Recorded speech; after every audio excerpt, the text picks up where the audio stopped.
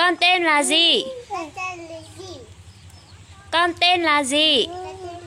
Giang Ngọc Linh à, nó nè. Vua trời nè hay con à, hát bó hay cả. Con tên là gì? Con mấy tuổi? Con 3 tuổi. 3 tuổi, 3 tuổi. Con tên là gì? Ní giờ giờ. Con tên là gì?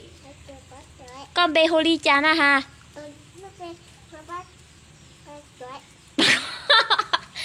Giang Ngọc Linh à. Con luôn bé hồ ly chả.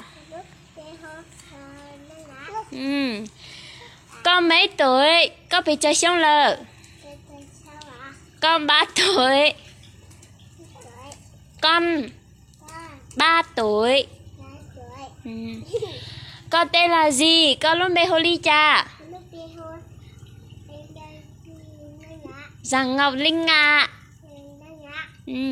Con mấy tuổi? Con chơi xong. Con 3 tuổi. Con 3 tuổi.